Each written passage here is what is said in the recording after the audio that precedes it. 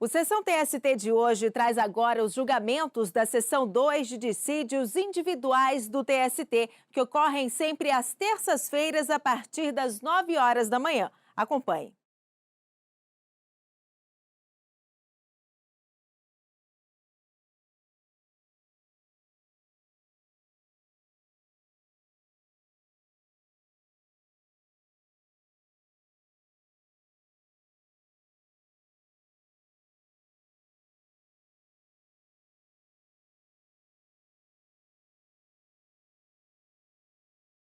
Bom dia a todos, podemos nos sentar. Invocando a proteção de Deus para os nossos trabalhos deste dia, eu declaro aberta esta sessão da STI 2 do Tribunal Superior do Trabalho. Cumprimento as senhoras ministras, senhores ministros que acompanham, senhor representante do Ministério Público, do José Alves Pereira Filho, senhores advogados aqui presentes, senhores servidores. Então, vamos dar preferência a processos em que haja advogado inscrito para eventual sustentação oral. Então, peço que seja apregoado o primeiro processo. Relatora excelentíssima, senhora ministra Adelaide Miranda Arantes, processo RO 839, dígito 11 de 2013, em que são partes Banco Bradesco S.A. e Almir Almeida Assis. Impedido, excelentíssimo senhor ministro Renato de Lacerda Paiva. Então, com a palavra, a ministra Adelaide, relatora.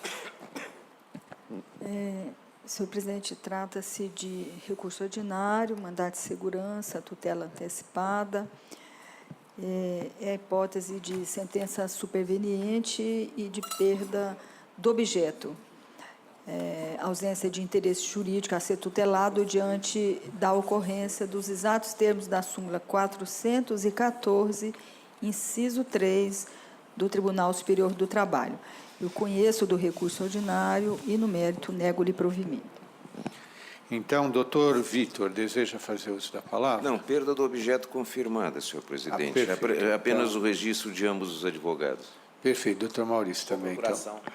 Com procuração, senhor presidente. Perfeito. Então, já registramos a presença de ambos os advogados. Pergunto se há alguma divergência. Não havendo sido decidido, nós temos voto do relator. Vamos ao próximo. Relator excelentíssimo senhor ministro Barros Levenhag, processo ação rescisória 8.054, dígito 47 de 2011, em que são partes Altair Rodrigues de Paula e Caixa Econômica Federal. Revisor, excelentíssimo senhor ministro Vieira de Melo Filho. Então, com a palavra, o ministro Levenhag, relator. Senhor presidente, como de costume, eu faço uma introdução sobre qual CPC a ser aplicado neste caso. Aqui, a regra de hermenêutica é a de que o que define a aplicação do antigo e novo Código de Processo Civil é a data da sessão de julgamento da decisão. E, nesse caso, foi no dia 18 de março desse ano, conforme definido pelo plenário do Conselho, aplicam-se ao presente feito as disposições contidas no CPC de 73, segundo a regra Tempus Regis Acto.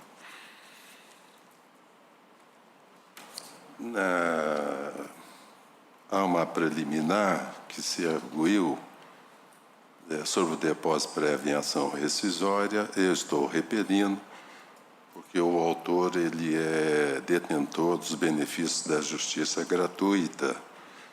E aqui presume-se a miserabilidade jurídica quem ganha até 2 salários mínimos. Mas não só isso, mas quem firma a declaração de miserabilidade se ganha mais do que isso. E firmou-se essa declaração, que tem presunção relativa de veracidade, que não foi desconstituído por prova em contrário. Estou repelindo também as preliminares de inépcia da inicial, calcado na tese de que a autora não apresentou fundamentos razoáveis ou plausíveis que levam à demonstração da violação da lei e de ausência de pré-questionamento da matéria, articulado nessa ação, por dizerem respeito ao cerne da controvérsia, confundindo, portanto, com o mérito.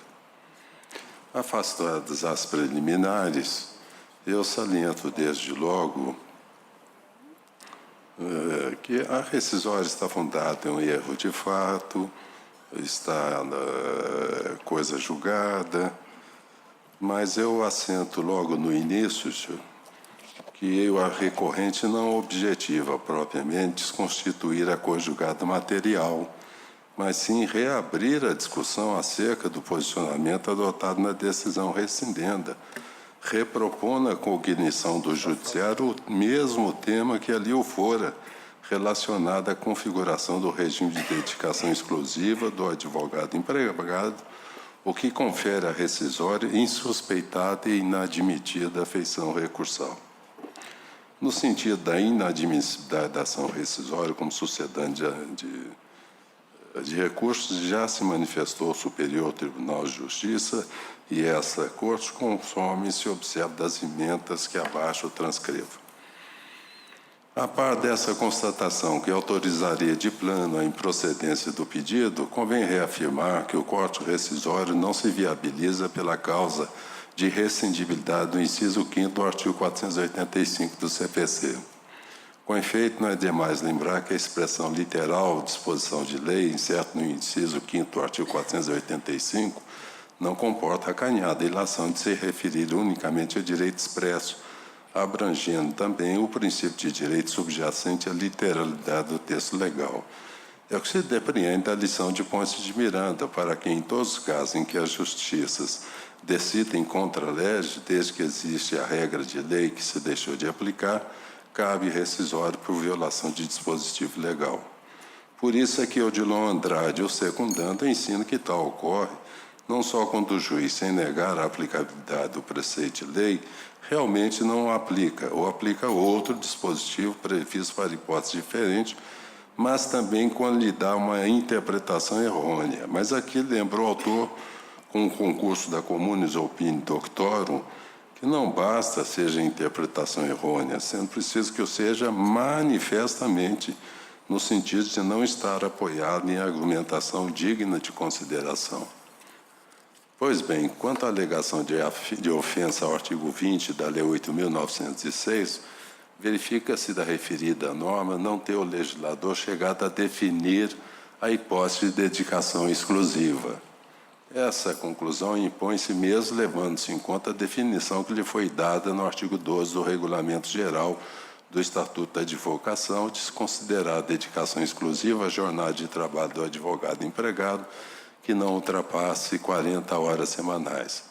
É que, segundo se sabe, a norma regulamentar visa facilitar a aplicação da lei, sendo-lhe vedado alterá-la ou inová-la. Significa dizer que a definição dada no regulamento e que não foi na lei regulamentada não obriga o judiciário, por se tratar de inovação legislativa, motivo pelo qual a questão remete à interpretação do artigo 20 da Lei 8.906/94, em que o fato de autor dizer não ser a melhor a que lhe der a decisão rescindenda não induz a ideia de o ter sido manifestamente errônea, infirmando a versão de que a vigência ou a eficácia da norma ali contida fora negada. De qualquer forma, o certo é que o artigo 12 do Regulamento Geral da Advocacia gerava interpretações divergentes entre os tribunais à época da prolação do acordo rescindendo. A matéria somente veio a ser pacificada em 20 de setembro de 2010, com a edição da Orientação Jurisprudencial 403 da SD1, assim redigida.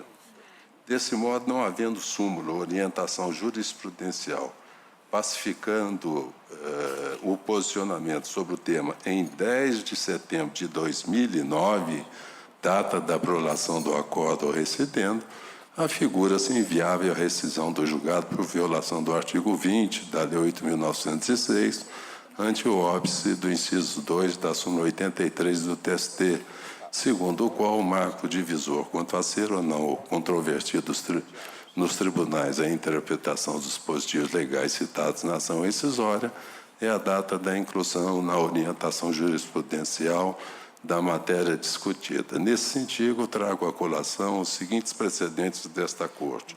Um da minha lavra, modestamente, outro da lavra de Sua Excelência Ministro Alberto Bresciani, também de Sua Excelência Ministro Alberto Bresciani e de Sua Excelência o Ministro Douglas Alencar Rodrigues.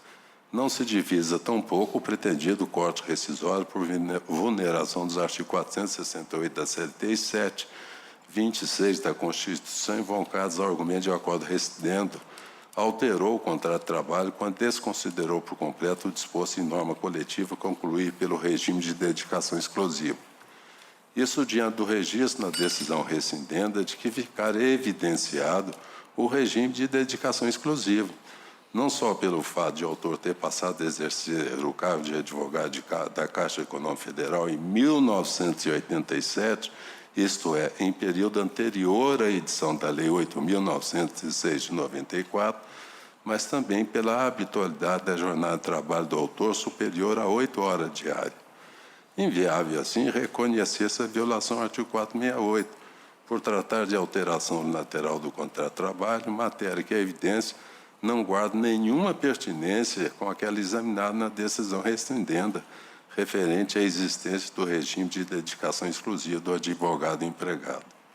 Não se configura também afronta ao artigo 7º, 26 da Constituição, em virtude da 4ª turma desta Corte, ter asseverado que, apesar da existência do acordo individual de compensação de jornada no período posterior a março de 99, este não era cumprido devido à prestação habitual de horas extras, motivo pelo qual o descaracterizou na forma do inciso 4º da súmula 85 do TST.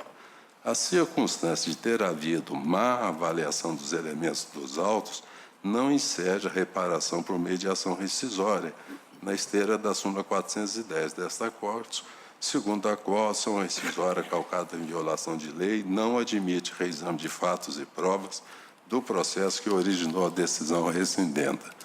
No tocante à causa de rescindidade do inciso 9 do artigo 485, não é demais lembrar ser imprescindível para a configuração do erro de fato a constatação de ele ter sido a causa determinante da decisão que admitir um fato que inexistiu ou considerado inexistente um fato que se verificou e que sobre ele não tenha havido controvérsia ou pronunciamento judicial.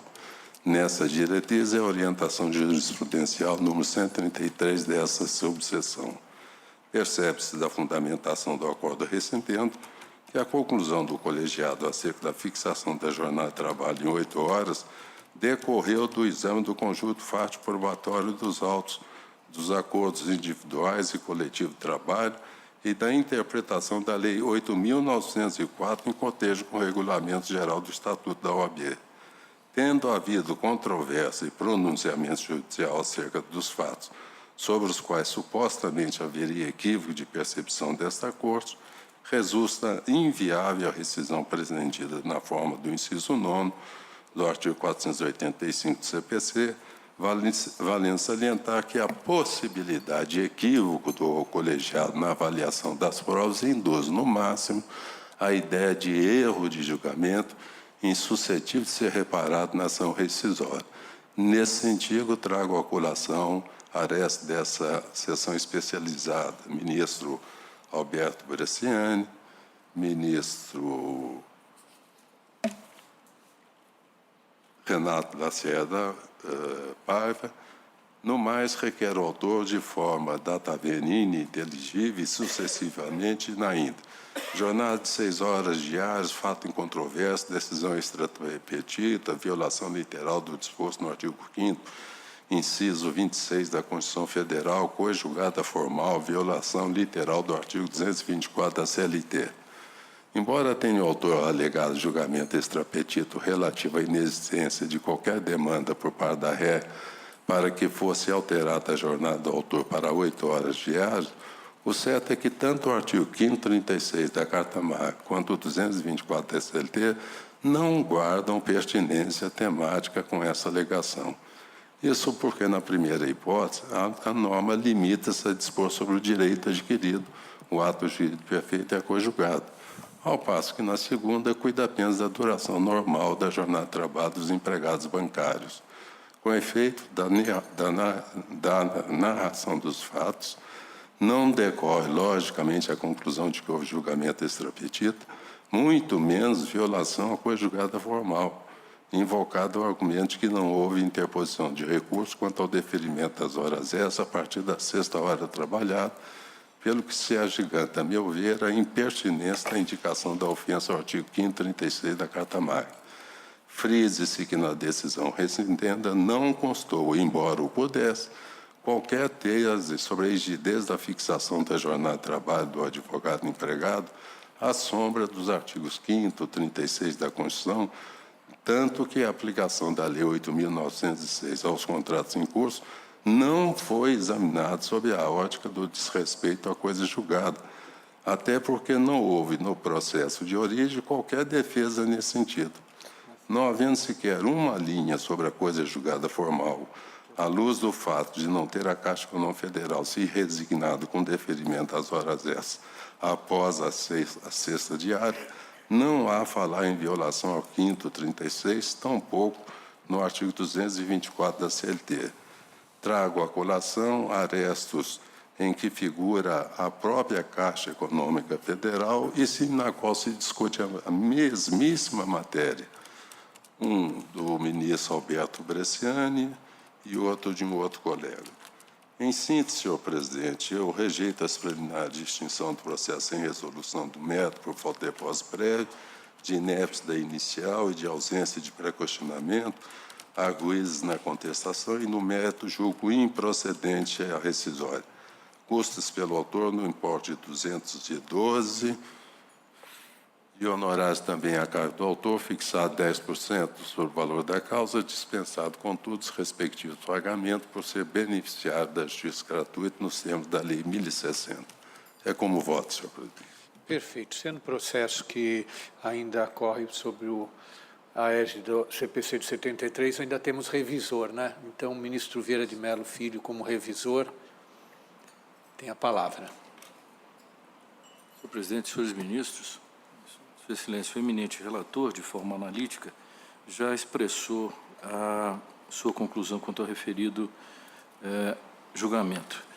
Na hipótese, tentando ser bastante breve e aguardando as sustentações orais, no primeiro tema, no que tange às horas extras, jornada de advogado, violação do artigo 20 da Lei 8.906, essa sessão, já em recentes julgamentos, firmou quanto à súmula 83 o seguinte posicionamento: se houver controvérsia no âmbito dos tribunais e não houver controvérsia no âmbito do Tribunal Superior do Trabalho, à época do trânsito em julgado da decisão rescindenda, não seria hipótese de admissão da rescisória para efeito de corte. E aqui, no caso, a decisão transitou em julgado no dia 10 de nove de 2009, como bem acentuou Sua Excelência. E essa matéria, à luz do que consta da jurisprudência do Tribunal Superior do Trabalho, era de fato controvertida. Daí porque, por esse fundamento, como já salientado por Sua Excelência, a meu juízo também não prospera. Violação do artigo 7º, inciso 26 da Constituição e 468. Aqui, na hipótese, a matéria, como também salientado por Sua Excelência, não guarda pertinência com aquela examinada. O 7º, 26 e o 468, nós estamos discutindo efetivamente a correlação com a incidência do artigo 20 da Lei 8.906 de 94, que, a meu juízo, não leva por si só a possibilidade de elaboração do corte. E de outro, quanto ao cumprimento do acordo coletivo, ficou registrado no acordo regional que havia prestação habitual de horas extraordinárias e, por isso mesmo, ele fora desconsiderado. Daí porque também, por esse ângulo, não vislumbro. Quanto à rescindibilidade fundada no erro de fato, aqui a situação mais se revela improsperável, porque houve emissão de juízo específico quanto à questão relativa à dedicação exclusiva ou não. Bem ou mal, certo ou errado, no juízo rescisório, e aqui nós não podemos perder de vista o que faz essa questão no que tange a preservação da coisa julgada, e efetivamente nós estaríamos rejulgando a causa, se fôssemos considerar os elementos colocados. E por si só não seriam isoladamente capazes de alterar a decisão. Seria necessário que no conjunto desses elementos chegássemos a uma conclusão equivocada. Eu recebi um laborioso, muito bem feito laudo memorial, tive o cuidado de verificá-lo, mas lamentavelmente, a ação rescisória não é uma ação que possa corrigir uma possível injustiça no julgamento. É uma ação que efetivamente faz um controle de legalidade sobre a coisa julgada. E, a meu juízo, muito embora o laborioso memorial, também não consigo discernir acerca da possibilidade de provimento. E, por fim, o último tema que se revela É o pedido sucessivo relativo à jornada de 6 horas, fato em controvérsia, possível violação do artigo 5º 36 da Constituição e 224 da CLT. Aqui não houve efetivamente discussão do tema, nem por uma nem por outra, porque se refere a um trânsito que teria ocorrido, porque o autor teria sempre prestado jornada de 6 horas, à exceção do período em que ocupou os cargos de confiança. Mas, de outro lado, isso se referia a um possível trânsito passado, e não há efetivamente como se aferir, porque não houve exame relativamente à coisa julgada e o 224 sobre esse prisma específico. O 224 aí se envolve com a controvérsia em torno do artigo 20 da Lei 8.906. Então, por esses fundamentos, louvando os doutos memoriais, eu acompanho o voto de Sua Excelência. Perfeito. Então, doutor Vitor, deseja fazer uso da palavra? Sim, senhor presidente. Então, tem procuração nos autos? Sim. Então, pelo tempo regimental. Exceção. 2 premissas básicas. Primeira premissa básica. O acórdão regional, transcrito na decisão rescindenda, descaracteriza a exclusividade sob os seguintes fundamentos. No caso dos autos, o autor apresentou as folhas 207 e 232 dos autos posições relativas a processos em que atuou como causídio e os subestabelecimentos de folhas tais. Diz-se que este atuava em escritório próprio em conjunto com outros advogados. Prossegue o que está reproduzido na decisão rescindente. Inexistente qualquer pactuação no sentido de adotar o regime de dedicação exclusiva. Restou reconhecido pela ré no plano de cargos e salários de folhas, ao estabelecer jornada de 4 horas para os advogados empregados. Então, a moldura fática que está reproduzida na própria decisão rescindenda remete à atividade privada, desconfiguradora da exclusividade, remete a regulamento que estabelece jornada de 4 horas, afirma a inexistência de acordo de dedicação exclusiva e, em embargos de declaração, acrescenta o acordo coletivo, com jornada estabelecida de 6 horas. Esta é a primeira premissa. Sob qualquer ângulo pelo qual examinável a tese e o conceito da dedicação exclusiva, esta está completamente afastada. Em segundo lugar, segunda premissa base, no recurso de revista, expressamente, no qual é originário a decisão rescindenda, está dito no recurso de revista. Ora, no caso dos autos, o contrato de trabalho do autor, no qual se insere cláusula prevendo jornada de 6 horas, foi firmado muito antes da entrada em vigor da Lei 8906, de 94. E, em seguida, a folhas 2893, o recurso de revista formula a seguinte postulação. Preenchimento conhecido os pressupostos da revista, o que resultará no provimento do recurso para que se reconheça o ato jurídico perfeito, respeitando-se o contrato de trabalho inicialmente firmado. Isto após dizer que o contrato fixava uma jornada de 6 horas. A tese e o pedido do recurso de revista é que haveria uma contratação que teria sido respeitada para uma jornada de 6 horas. Portanto, não há dedicação exclusiva irrecusavelmente. O pedido e a tese do recurso da empresa é a prevalência como ato jurídico perfeito, que também é disciplinado pelo 5º 36, da cláusula contratual de 6 horas.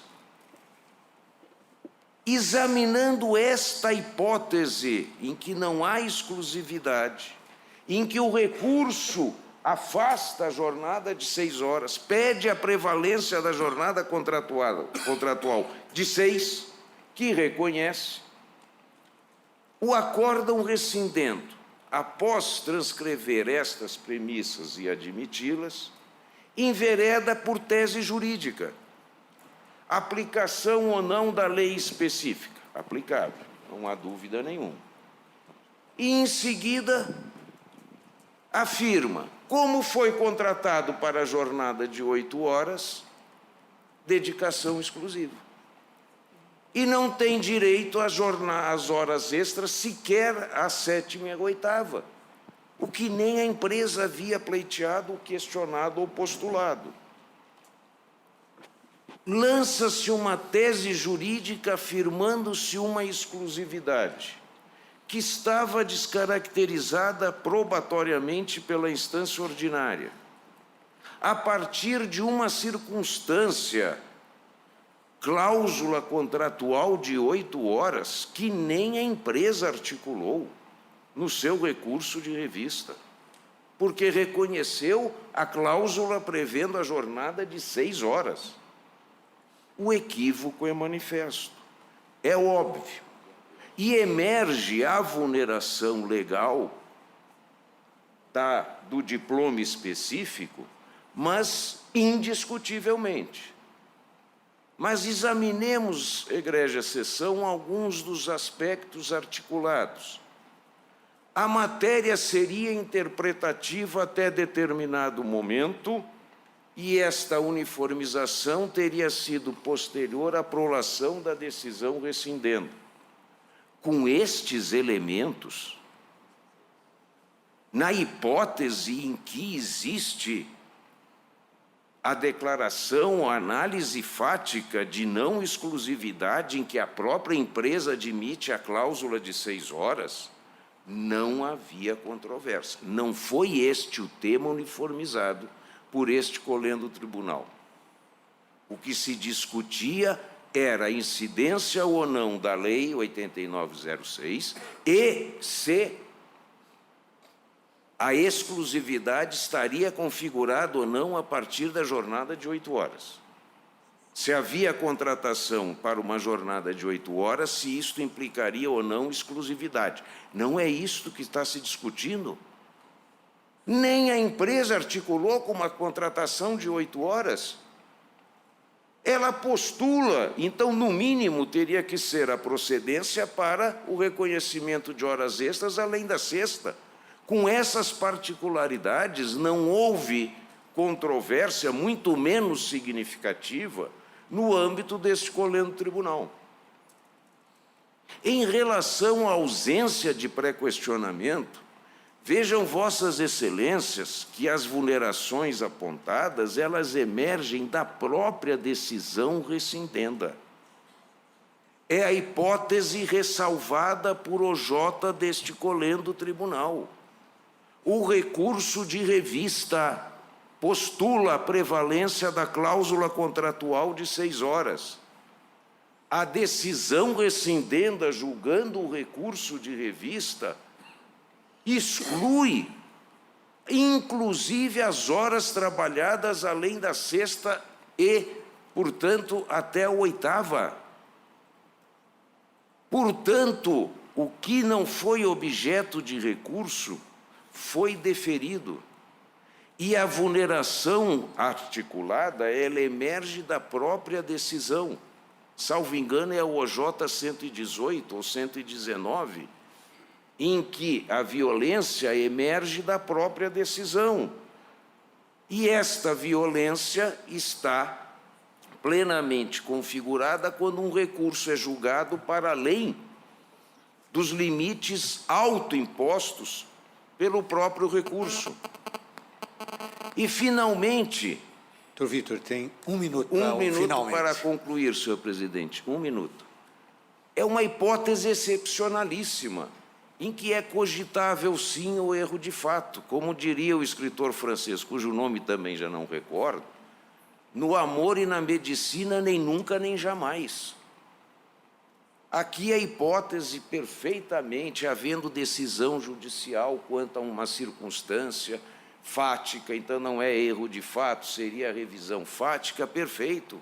Mas no caso concreto, nem articulado pela parte foi, e as premissas estão na própria decisão rescindenda, que extrai uma contratação para 8 horas do contrato de trabalho, totalmente estranho, não só ao quadro fático que reconheceu, em detrimento das outras premissas, acordo coletivo, regulamento, atividade particular, e que nem a empresa propugnara. Doutor Vitor, terminou o tempo. Circunstância, no mínimo, excepcionalíssima, que possibilita a configuração do erro de fato. Perfeito. Eu vou registrar, por enquanto, a presença do doutor Linhares. Se houver divergência, fica assegurada a palavra. Ministro Levenhagen com a palavra. Presidente, é bastante emblemático a louvável sustentação do ilustre advogado, que já é conhecido, quando ele comete o ato falho de dizer do equívoco da decisão. Ele chega a certa altura e diz: isso é um equívoco. E equívoco, para mim, é sinônimo de erro de julgamento. Isso só para salientar, como Vossa Excelência já o disse, lembrando o Brás Cubras. Então, vamos do fim para o começo. Quando Sua Senhoria, já na pujança da sua sustentação oral, deixa o ato falho de que houve equívoco, nós estamos dentro daquilo que eu salientei. Empresta-se ação rescisória, nítida feição recursal. Segundo, senhor presidente, o que se transcreveu foi o acórdão recorrido, mas se transcreveu apenas como referência. Não se adotaram as premissas ali fixadas, apenas o relato, e depois se fez o juízo de valor em relação às matérias. De maneira que, lamento muito, gostaria até de fazer a excepcionalidade que Sua Senhoria sugere tão bem, mas eu cairia num pecado mortal. De hoje em diante, a rescisória, nós poderíamos abrir exceções, dependendo daquilo que se diz: olha, não houve um erro de fato. Porque, na verdade, essa questão que se colocou é desnecessária. Mas, para o órgão julgador, pareceu necessária. E não sou eu quem vai dizer se é ou não é necessária. Segundo a nossa jurisprudência, o que se exige é que não haja controvérsia. E houve controvérsia. Errada, certa, ou o que for, não importa. Porque aqui não estamos corrigindo o erro de julgamento. Então, salientaria 3 questões na brilhante sustentação de Sua Senhoria, que vê um caso de injustiça. E eu até posso concordar com Sua Excelência que talvez não tenha havido um bom julgamento. Mas a ação rescisória, Sua Senhoria sabe muito bem, todos quantos estão aqui, os colegas também o sabem, e os estudantes, se não sabem, haverão de aprender quando julgar a ação rescisória. A cognição é extremamente restritiva. Se dermos à rescisória essa dimensão que se propugna da sustentação oral, nós não vamos ter mais 5 graus de jurisdição, vamos ter 6 graus de jurisdição. Então, nós vamos ter o recurso ordinário, o recurso de revista, o recurso de embargos, o recurso extraordinário e aí rescisória. Quem sabe, na rescisória, nós desfazemos tudo aquilo que passou por várias instâncias e não se obteve êxito, ainda que, eventualmente, a decisão rescindente tenha incorrido em erros de julgamento. Mas ressalto, Excelência, quando Sua Senhoria disse que o acordo recorrido estava transcrito apenas como relato. Ele não extraiu daquele relato nenhum quadro fático que pudesse estabelecer um erro de fato. Ele relatou e depois firmou a convicção dele a partir de outros elementos, como ele bem entendeu, e posso até imaginar que se equivocou, cometeu uma injustiça. Eu até fui procurado pelo advogado da parte e até pela parte, mostrei-me muito sensível, realmente parecia ter havido um equívoco, mas salientei que a ação rescisória, como é sabido, não é uma nova ação em que se repropõe à cognição do tribunal tudo aquilo que foi julgado, para que o tribunal entenda em sede rescisória, olha, aqui está errado, não é assim que se julga, julga-se assado. E, finalmente, senhor presidente, eu gosto muito de uma frase que é extraída da Bíblia, mas que dá bem a ideia da ação rescisória. É mais fácil um camelo passar pelo fundo da agulha do que um rico passar ir para o céu. Em outras palavras, é mais fácil um camelo passar pelo fundo da agulha do que acolher-se uma rescisória. Rescisória se acolhe quando é flagrante a violação legal. Violação legal, não equívoco. E Sua Senhoria, com um brilho que lhe é peculiar, cometeu até esse ato falho. Ele já disse, há um equívoco na decisão. Com essas poucas considerações, em homenagem ao doutor Russomano, a quem muito prezo, e também ao advogado que me procurou e à parte que me procurou, e a quem dei todas as explicações, não me furtei de dizer até que achava que havia erro de julgamento, mas havia essa circunstância de erro de julgamento não ser reparável em ação rescisória. Por isso, pedindo vênia, mantenha a decisão. Ministro Vieira de Mello, gostaria de fazer uso da palavra. Presidente, só um acréscimo, que realmente a sustentação do nobre advogado, com o seu brilhantismo, nos remete a alguns esclarecimentos, além dos que já foram feitos pelo ministro Levenhage, até em absoluta consideração uma questão tão delicada e relevante para a vida desse trabalhador. Mas o fato é que, quando o recurso de revista foi julgado, houve um agravo de instrumento, o recurso de revista. O recurso foi conhecido por divergência jurisprudencial. A transcrição estava na admissibilidade. Quando se remeteu ao mérito do exame, que aqui eu estou em mão com o acórdão regional, o primeiro aspecto salientado na decisão falou assim, olha, aqui está cuidando de advogado. Então, incide a Lei 8.906 e não a regra da Convenção Coletiva dos Acordos Coletivos previsto no 511, parágrafo 2º, ele afasta. Feito esse afastamento, a decisão da Egrégia Quarta Turma, aí ingressa na discussão em torno da dedicação exclusiva. E salienta, olha, à vista da nova legislação, ele estava sob a égide da dedicação exclusiva.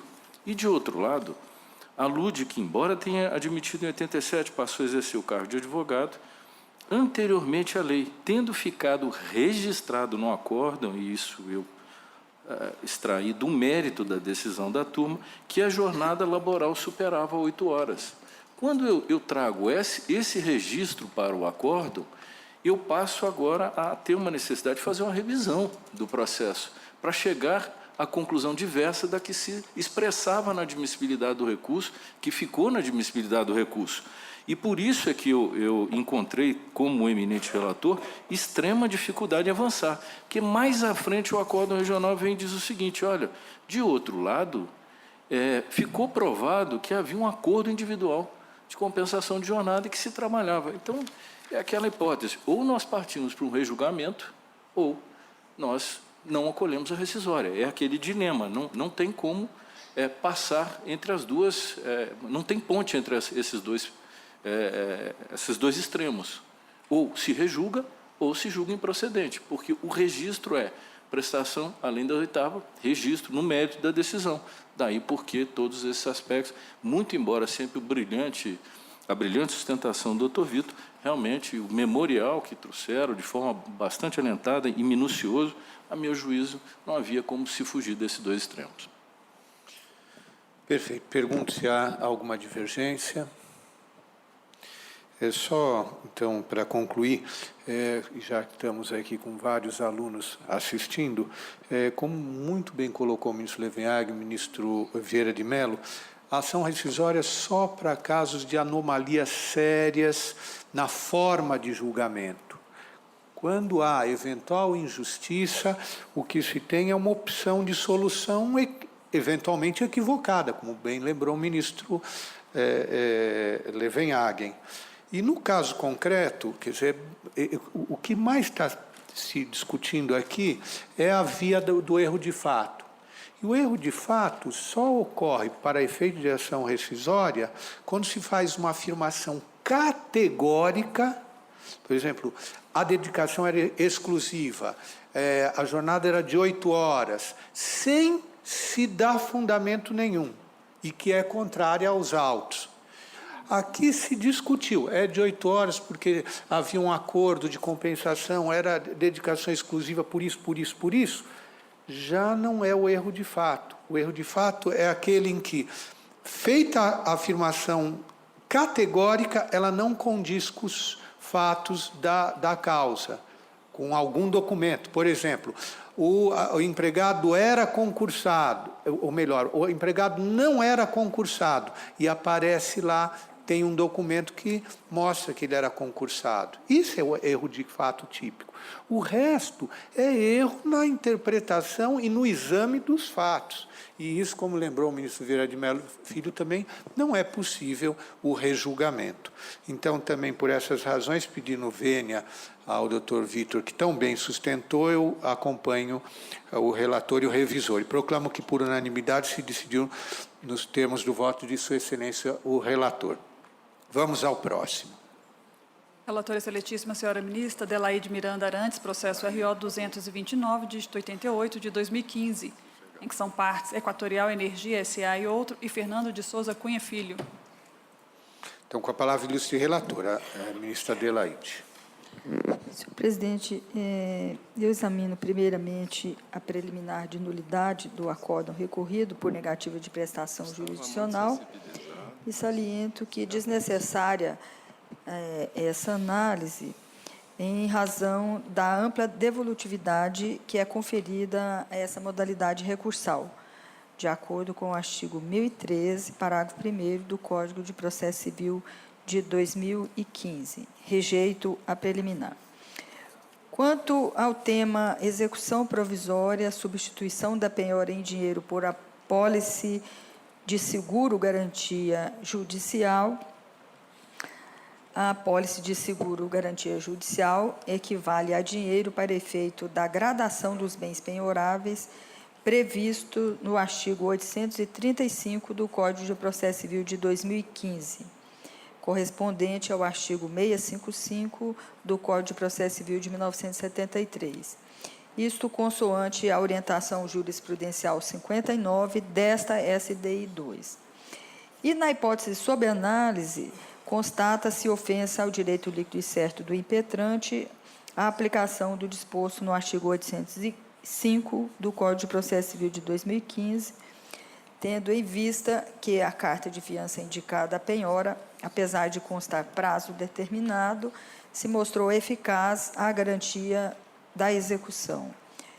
Eu trago no meu voto precedentes e, rejeitando a preliminar de nulidade do acórdão do Tribunal Regional por negativa de prestação jurisdicional, pelos fundamentos já explicitados, no mérito do provimento para conceder a segurança postulada pelas impetrantes, assegurando-lhe o direito à nomeação da apólice de seguro como garantia da execução provisória que se processa nos autos da execução de certidão de crédito judicial número 587-05-2015, oriunda do processo 10.616.03/2013.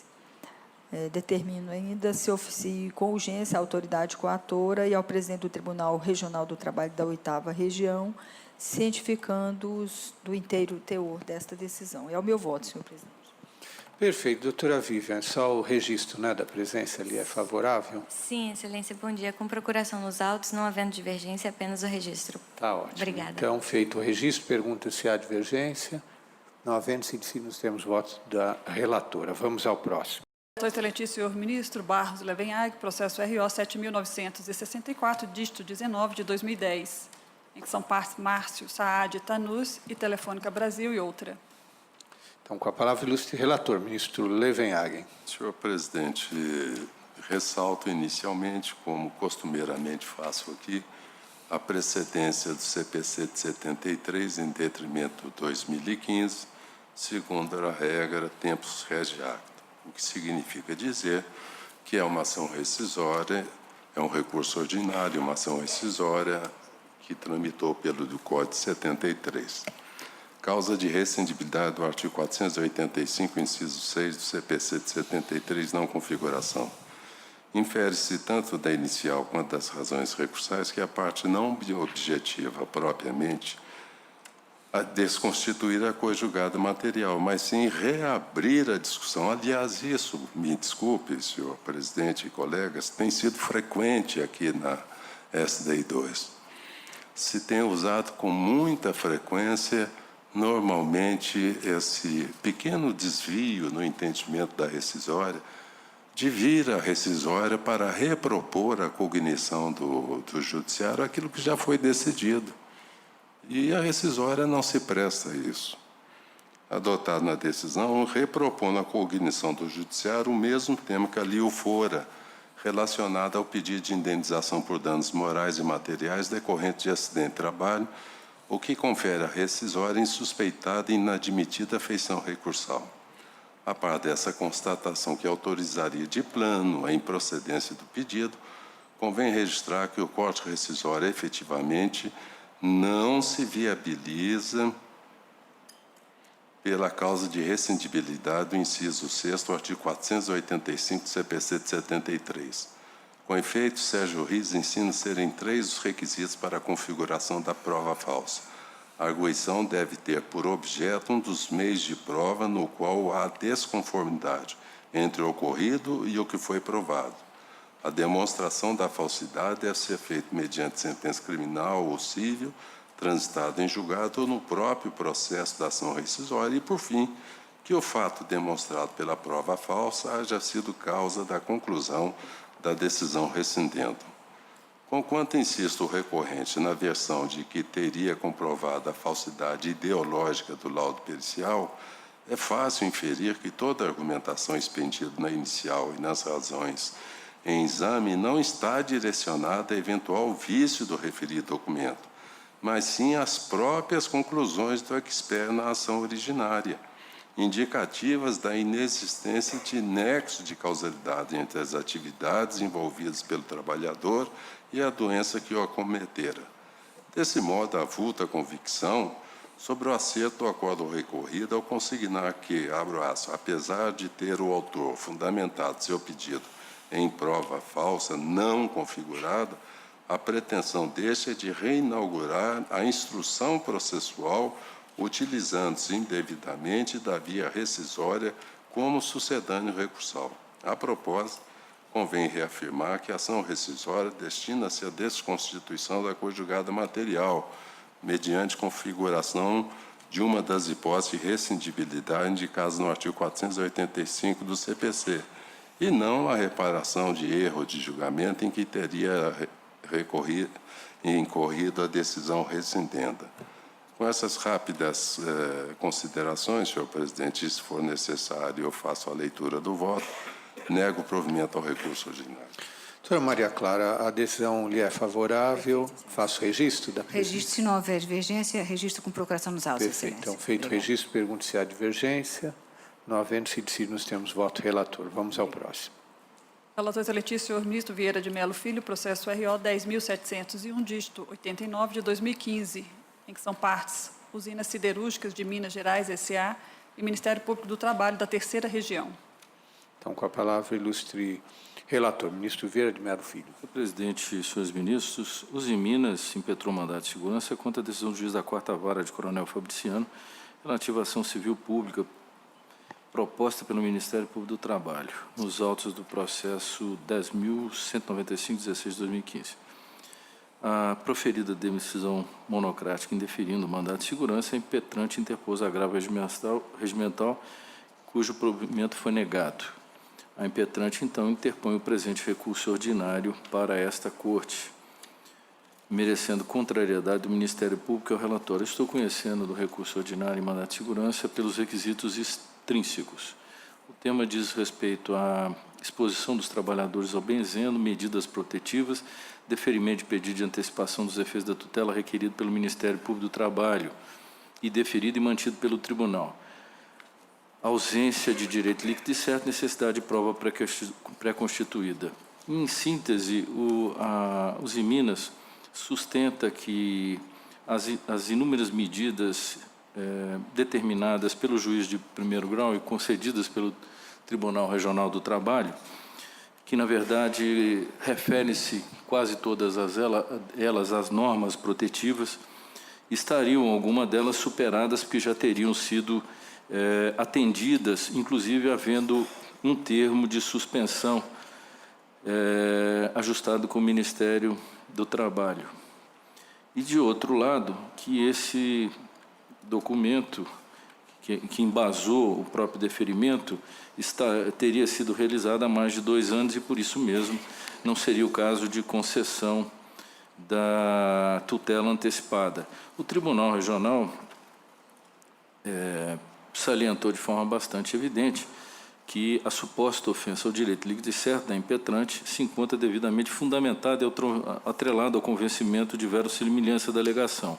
E, por outro lado, ele salienta que, com relação ao auto de infração lavrado pelo Ministério do Trabalho, que isso não seria óbice a manutenção das medidas de proteção aos trabalhadores com relação ao agente benzeno, até porque, comprovadas as respectivas afirmativas, seriam elas suficientes para afastar qualquer imposição de astrentes. E, de outro lado, no exame da tutela antecipada, o tribunal, que eu transcrevo as folhas 11 do meu voto, acrescenta que a decisão impetrada está calcada em extensa prova documental, o suficiente para se constatar a exposição a agentes benzeno e amônia altamente nefasta à saúde dos trabalhadores, sem adoção das medidas necessárias de controle do ambiente de trabalho, conforme apurado nos autos de infração referente às fiscalizações. Daí porque eu estou entendendo que, em se tratando de mandado de segurança, não há possibilidade de concessão do mandamus nessa hipótese, porque haveria absoluta necessidade de dilação probatória para se provar o argumento em contrário àquele cujas provas embasaram a decisão da tutela antecipada. Em face disso, eu estou desprovendo o recurso da Uzi Minas. Esse é o voto. Perfeito. Doutor Paulo Roberto. Bom dia. Deseja fazer uso da palavra? Sim, por favor. Tem procuração dos autos? Sim, tem procuração. Então, pelo tempo regimental. Ok. Excelentíssimo senhor ministro presidente deste egrégio tribunal, nobres ministros da Corte, ilustres representantes do Ministério Público, bom dia a todos. Infelizmente, assim, impede a gente discordar desse posicionamento em virtude da ofensa do artigo 273 à época, né, do CPC, e dos incisos 2, 55 e 79 da Constituição. O que aconteceu? A própria Uzi Minas já havia sido intimada para cumprir com essas 29 obrigações da decisão liminar da 4ª Vara de Coronel Fabriciano, 2 anos antes. E, com isso, aconteceu o seguinte, a Uzi Minas ela começou a cumprir através do inquérito civil, e sendo prematuro o ajuizamento da ação civil pública pelo Ministério Público do Trabalho. Com isso, houve a decisão liminar totalmente assim, em descompasso com o que já estava sendo feito pela Uzi Minas, fazendo com que esse ônus fosse suportado. R$100 mil de multa por cada descumprimento e 10 mil por cada trabalhador. Então, isso se tornou insuportável pela recorrente. Então, ficou comprovado que, desde 2013, a Uzi Minas já estava cumprindo essa decisão. essa decisão posterior a isso, né? Estes quesitos da decisão liminar, 29 quesitos. Então, o que acontece? A recorrente está sujeita a uma decisão que não tem respaldo na prova fática produzida e em condições que a lei não autoriza, com penas pesadas, sem qualquer tipo de fundamentação. Existe o direito subjetivo, líquido e certo da impetrante, né? Assegurando o livre exercício e condução do negócio com as obrigações que elas são inerentes. Com isso, apesar de tudo, apesar dos nossos argumentos, apesar de todas as fundamentações que a gente apresenta, a gente tem que sempre repisar, sempre tem que ressaltar a crise que está sendo vivenciada. Nos autos estão mostrando a séria dificuldade financeira que a Usiminas está sofrendo, não podendo mais ser penalizada por mais uma decisão que não encontra pertinência com o que já está sendo adotado. É manifestamente louvável a preocupação do Judiciário, tanto do Ministério Público, quanto a segurança dos trabalhadores, mas todas as precauções, todas as medidas de segurança do trabalho são respeitadas pelas Usiminas, né? Então, o que acontece? O juiz julgou o mérito, mas julgou inepta a inicial do mandado de segurança. Então, não deu chance nem à ampla defesa do recorrente, da impetrante. Ou seja, não foi notificada a autoridade coatora, não foi ouvido o Ministério Público e julgou improcedente a ação, né? Denegou o mandado de segurança ali pleiteado com argumento de inépcia da inicial, falando que não havia direito líquido e certo. Então, fui breve aqui nessa sustentação somente para ressaltar essa necessidade de, pelo menos, o processamento do mandado de segurança, né, para que seja dada todas as possibilidades de manifestação, defesa da recorrente. A gente confia nos áureos entendimentos dessa colenda corte para que haja o conhecimento e provimento do presente recurso ordinário, preliminarmente cassando o acórdão do recorrido e determinando o deferimento inicial ou regular processamento do feito. Se esse não for o entendimento desse colenda do tribunal, requer a reforma do acórdão para cassar a decisão que deferiu antecipação de tutela na ação civil pública, proferido pelo juiz da 4ª Vara de Trabalho de Coronel Fabriciano. Por fim, caso não seja nenhum dos dois entendimentos, que seja reduzida a multa arbitrada pelo recorrido, para patamar razoável, né, que a Usiminas tenha condições de pagar, ao valor máximo de R$10.000 por obrigação descumprida e R$100 por trabalhador. Era o que continha, nobre presidente. Perfeito. Ministro Vieira de Mello. Presidente, cumprimentando o nobre advogado, é preciso fazer algumas considerações a respeito dessa questão. Aqui nós estamos em juízo precário de antecipação de tutela, então o juízo é de verossimilhança.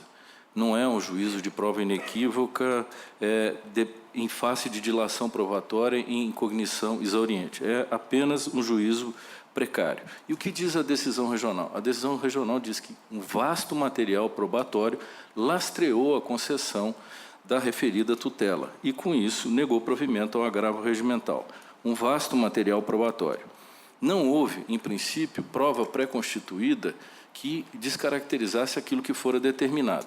Por outro lado, com relação ao valor das astrentes arbitradas, e aqui não falo em cláusula penal, falo em astrentes, as astrentes só são exigíveis, mesmo que antes do trânsito em julgado, mas a liberação só poderia haver após o trânsito em julgado, e até lá o juiz pode rever aquela posição. E mais, ele só poderia exigir se houver o descumprimento. Ela é um ato de execução posterior. Eu não posso cobrar antecipadamente sem demonstrar que há descumprimento daquilo que fora prestado. Se no levantamento subsequente se demonstrar que foram atingidas as metas elaboradas pela empresa em razão das normas de segurança com relação ao bem dizendo, obviamente não haverá incidência da medida coercitiva. A coercitiva é para cumprimento. Ela não é punição reparatória pretérita, ela é medida para o futuro. Em face disso, não vislumbra a possibilidade sobre esse ângulo, porque o acórdão regional é claro. Eu não posso invadir a prova. Ele diz que está sustentado em prova. E, por fim e ao cabo, embora a preocupação do nobre advogado, eu tive o cuidado de aferir, porque a notícia que se tem é que o descumprimento se dá a partir de 2012. E é fato, esse é o fato. Por isso que se deu a sucessão de eventos. Mas eu tive cuidado de examinar como estava a situação da Uzi Minas para efeito de aferir até a regularidade dessa concessão, porque ela está em cima das normas. E há uma notícia de que houve um vazamento de benzeno em 2013, inclusive com o sindicato tentando fazer uma intervenção judicial, que não foi... o próprio sindicato se recusou a isso, porque disse que não é função do sindicato fazer a intervenção. Essa é uma notícia a latere. Ou seja, 2013, não é 2012. Então, nós estamos falando de descumprimento de medidas. Por isso que, embora reconheça a combatividade do nobre advogado, eu estou mantendo o voto, então, apresentado a Vossa Excelência, submetendo ao exame de todos. Pergunto se há divergência. Não, senhor presidente. Ministro Levenhagen, com a palavra. Apenas um comentário a mais. Essas decisões são naturalmente precárias. E penso que não há como se estabelecer um paralelo entre a rigidez da saúde do trabalhador e a viabilidade da empresa, se aquilo que ela expõe o empregado, com as provas pré-constituídas, causam danos. E é simples, como não é uma punição que se está aplicando pelo que passou. As astrentes visam compelir a obrigação de fazer. Obrigado. Então, se a Uzi Minas cumprir, certamente vai pedir ao juiz ou que faça uma inspeção judicial ou que faça um laudo para verificar que foi cumprida e ele estará em condições de revogar essa medida. Caso não revogue, mas fique comprovado que se adotou a medida para a contenção daquele risco, um novo mandado de segurança em razão do ato que indeferiu a revogação pretendida. Por ora, não há como avançar muito, senão manter a decisão com essas características, visando a salvaguarda da saúde e a rigidez da higiene e segurança do trabalho. Agradeço ao ilustre advogado, mas peço vênia à sua senhoria para acompanhar o relator. Perfeito. A gente poderia fazer aqui uma distinção para compreensão melhor. Quer dizer, a matéria que está sendo tratada aqui de fundo é saúde do trabalhador. Então, se a antecipação de tutela ela supõe um juízo de verossimilhança, se não houvesse vamos dizer assim, esse conjunto de elementos que firmou a convicção do juiz que concedeu a tutela antecipada, de que se não houvesse naquele momento uma medida firme para que a empresa adotasse determinadas obrigações, cumprisse determinadas obrigações, o trabalhador seria afetado e depois não teria o que fazer, né? Depois de afetado por o benzeno. E no caso do mandado de segurança, o que nós temos? A exigência do direito líquido e certo. O único direito líquido e certo que poderia haver no caso de essa antecipação de tutela ter sido dada contra a legem. E aqui não parece absolutamente. Em alguns outros temas, por exemplo, de terceirização, em que a matéria é bastante discutível, nós temos até concedido o mandado de segurança quando há uma tutela antecipada, já mandando contratar imediatamente, desfazer contratos, mas aqui nós estamos num campo muito mais sensível, que é o da saúde do trabalhador. Então, por essas razões, eu estou acompanhando integralmente o voto do ministro Vieira de Mello e proclamo que, por unanimidade, se decidiu nos termos do voto de Sua Excelência. Vamos, então, às vistas regimentais. Retorno de vista regimental concedido ao excelentíssimo senhor ministro Renato de Lacerda Paiva, processo RO 210-255 de 72 de 2013, em que é relatora a excelentíssima senhora ministra Adelaide Miranda Arantes, que votou no sentido de conhecer do recurso ordinário e, no mérito, dar-lhe provimento para julgar parcialmente procedente a ação rescisória. Não participou do início do julgamento, excelentíssimo senhor ministro Ives Gandra, não houve sustentação oral. Então, com a palavra, o ministro Renato, vistor. Senhor presidente, aquele caso em que Sua Excelência relatora está dando código rescisório, mas determinando o retorno dos autos ao tribunal para que seja apurada a culpa subjetiva.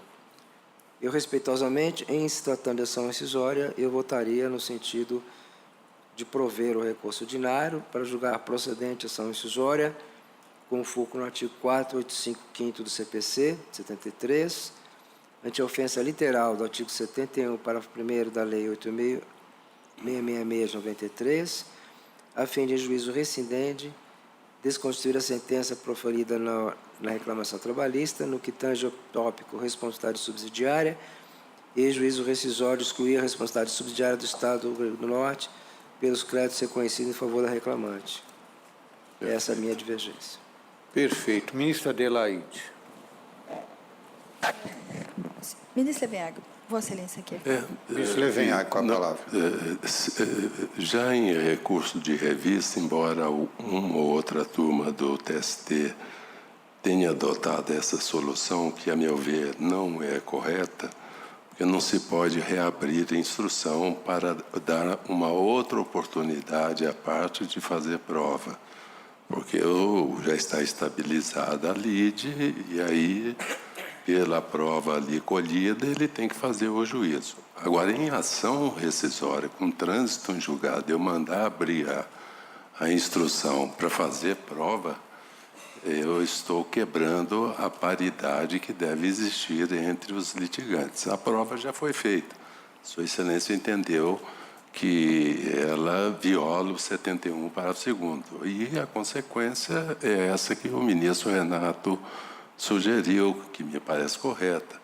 Em juízo rescisório, julgar improcedente a reclamação trabalhista. Se Sua Excelência, ministro Adelaide, não se opuser de fazer essa adequação, eu acho que estaríamos aí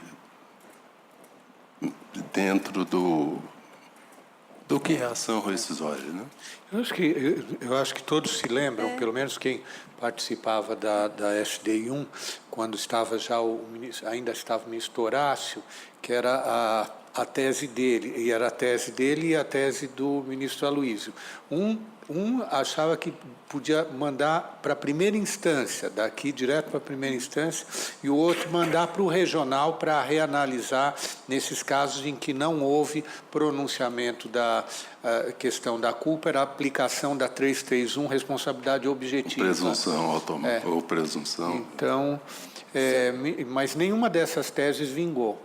Senhor presidente... Então, Vossa Excelência reformularia?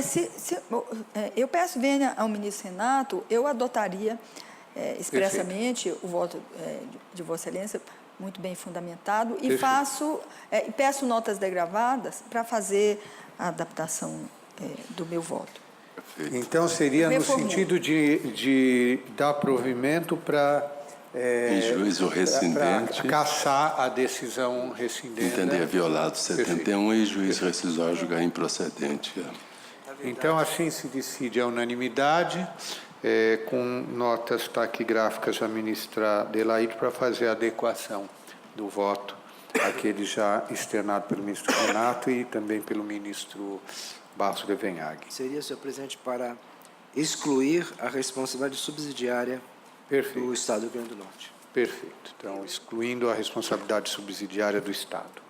Então, não tem mais nenhuma vista. Tá, então, não tendo mais nenhuma vista em condições de julgamento, nós encerramos a sessão, agradecendo a proteção de Deus e a participação de todos. Muito obrigado.